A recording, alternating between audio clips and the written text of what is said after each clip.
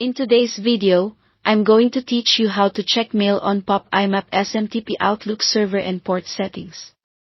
By the end, you'll know exactly where to find the server names, ports, and encryption details you need when setting up Outlook mail in apps or on devices. Start by opening a web browser and signing into Outlook.com with your account.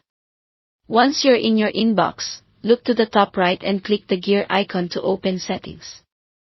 In the panel that appears, select View All Outlook Settings at the bottom.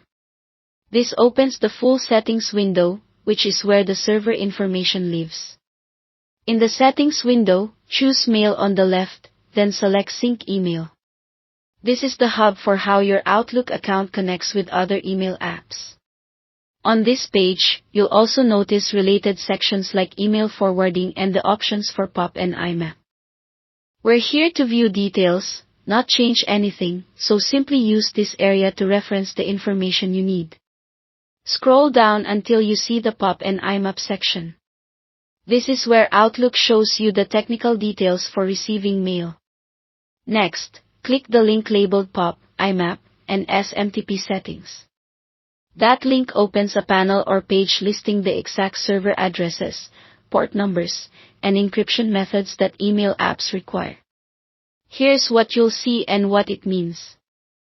IMAP is the modern way to receive mail. It keeps your messages and folders sync across devices, so changes you make in one place appear everywhere.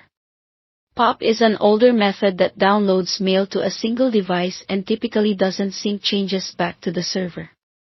SMTP is used for sending mail, and your email app needs its server and port to send messages from your account.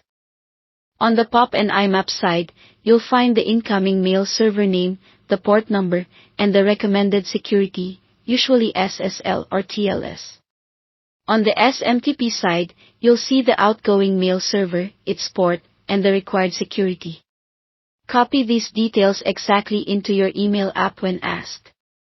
If your email app offers a choice of encryption, pick the one shown in this settings page so the port numbers match correctly. A few quick tips as you read the page. If you're unsure whether to use Pop or IMAP, IMAP is usually the safer, more flexible choice for modern devices.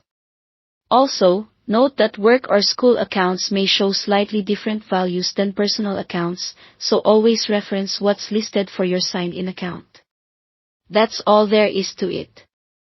You've located the Pop, IMAP, and SMTP server and port settings inside Outlook. Thanks for watching.